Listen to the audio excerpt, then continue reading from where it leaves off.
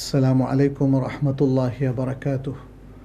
আলহামদুলিল্লাহ ওয়াসসালাতু ওয়াসসালামু আলা রাসূলিল্লাহ ওয়া আলা আলিহি ওয়া আসহাবিহি ওয়া মান ওয়ালাহ।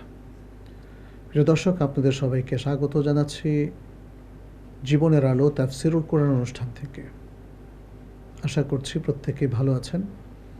সূরাত আল ইমরানের 146, 47, 48 নম্বর আয়াতের সংক্ষিপ্ত তাফসীর আজকে আমরা আপনাদের উদ্দেশ্যে পেশ করব।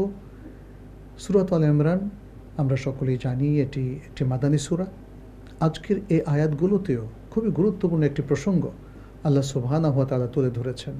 সেটি হলো পূর্ববর্তী নবী এবং তাদের অনুসারীদের ধৈর্য এবং তাদের দৃঢ়তা। দ্বীনের পথে দ্বীন পালন করতে গিয়ে এবং দ্বীনকে রক্ষার জন্যে যে জিহাদ তাদেরকে করতে হয়েছে, সেখানে তাদের অবিচল পদক্ষেপ, এটা পরবর্তী সকল উম্মার জন্য অত্যন্ত গুরুত্বপূর্ণ। আমরা সেটি আজকে এখানে আলোচনা করব। প্রিয় দর্শক, তাহলে শুরু করা যাক। আউযু বিল্লাহি মিনাশ শাইতানির রাজীম। ওয়া কাআইয়্যিম মিন নাবিয়্যিন ক্বাতালা মা'আহু রিব্বিয়ুনা কাসীর قاتل معه ربيون كثير فما وهنوا لما أصابهم في سبيل الله وما ضعفوا وما استكانوا والله يحب الصابرين وما كان قولهم إلا أن قالوا ربنا اغفر لنا ذنوبنا وإسرافنا في أمرنا وثبت أقدامنا وانصرنا على القوم الكافرين فآتاهم الله ثواب الدنيا وحسن ثواب الآخرة والله يحب المحسنين। প্রথমেই আমরা আয়াতগুলোর শব্দার্থ পেশ করছি। আল্লাহ সুবহানাহু ওয়া তাআলা বলছেন, ওয়া কাআইয়্যিম মিন নাবিয়্যিন, আর কতই না নবী, ক্বাতালা, যুদ্ধ করেছেন, মাআহু, তাদের সাথে, রিব্বিয়ুনা কাসীর, অনেক ধার্মিক। রিব্বিয়ুনা মানে আল্লাহওয়ালাও হতে পারে, যেটার আরেকটা অর্থ রব্বানি, আল্লাহওয়ালা, রবের অনুসারী, ধার্মিক। ফামা ওয়াহানু, অতঃপর তারা দুর্বল হননি, হীনবল হননি, লিমা আসাবাহুম, যে মুসিবত এসেছিল তাদের উপর, ফি সাবিলিল্লাহ, আল্লাহর পথে, অর্থাৎ আল্লাহর পথে জিহাদ করতে গিয়ে। ওয়ামা দাউফু, এবং তারা দুর্বল হননি, ওয়ামাস্তাকানু, এবং তারা হতোদ্যম হননি। ওয়াল্লাহু, এবং আল্লাহ, ইউহিব্বুস সাবিরিন, ধৈর্যশীলদেরকে ভালোবাসেন।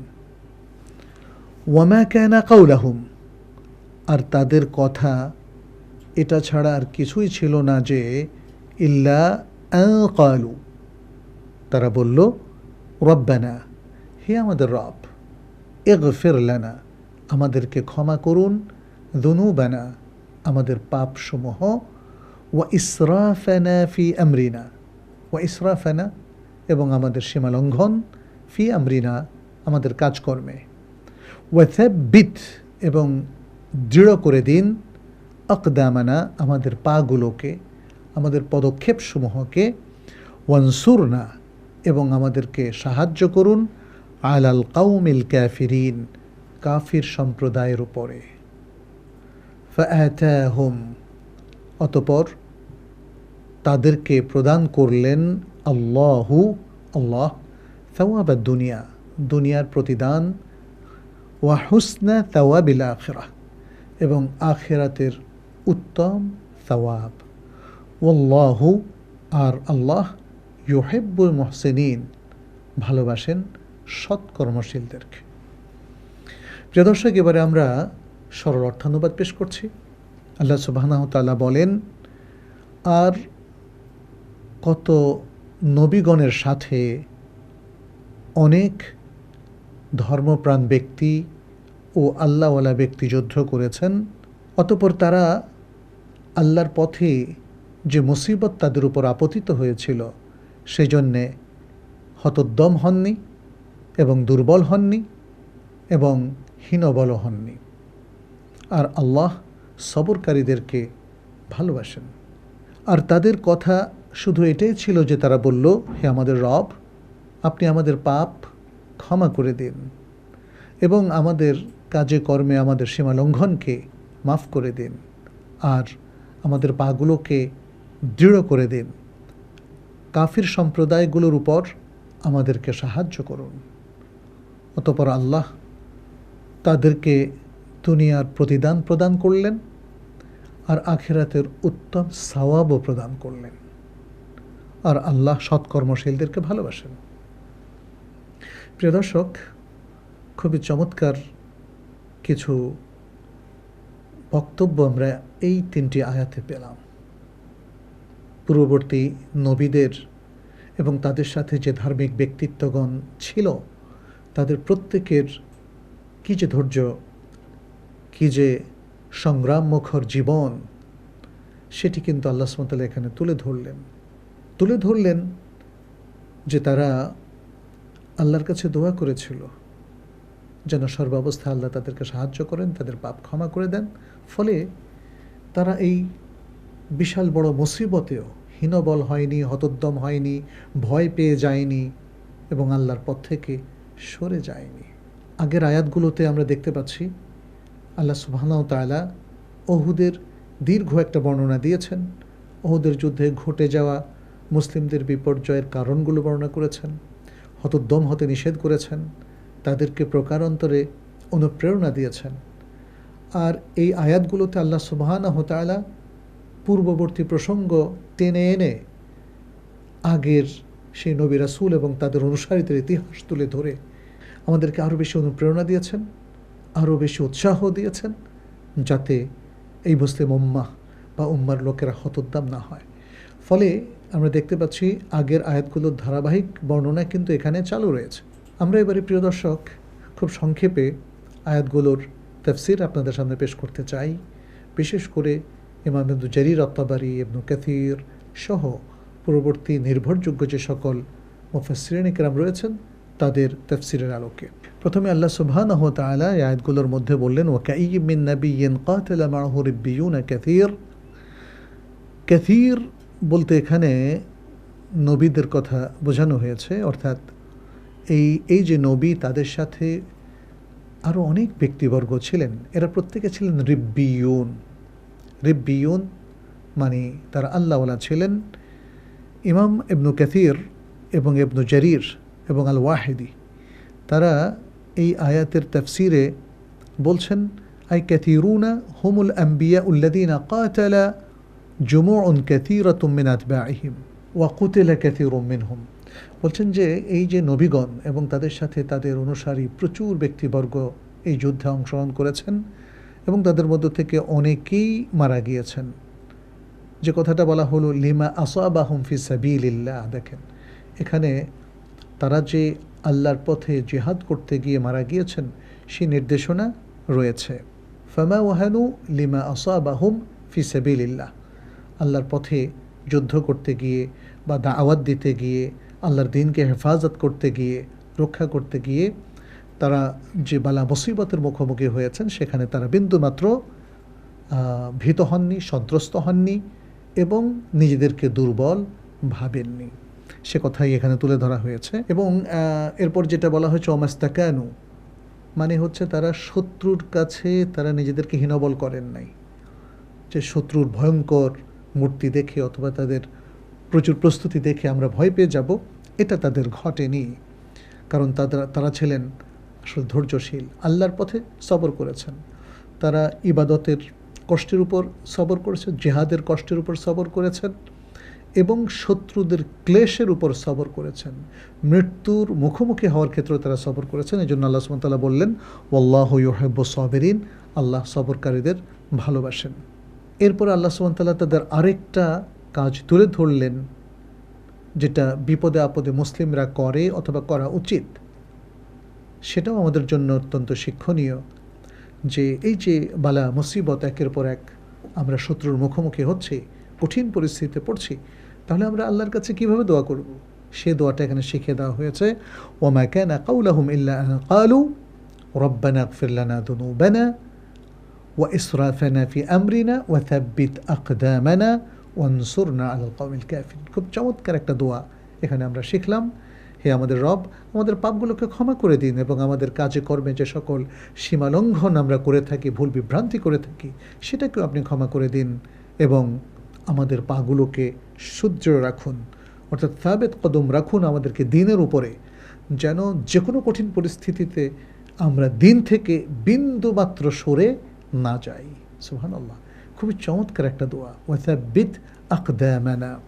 এরপর বলছেন, যেহেতু কাফির সম্প্রদায়, অমুসলিম সম্প্রদায় প্রতিনিয়ত মুসলিমদের বিরুদ্ধে, মুসলিম উম্মার বিরুদ্ধে, গোটা মানবতার বিরুদ্ধে তারা ষড়যন্ত্র করে চলেছে এবং তাদের ষড়যন্ত্র অত্যন্ত কঠিন, মুসলিমদেরকে ছিন্ন ভিন্ন করে দিচ্ছে।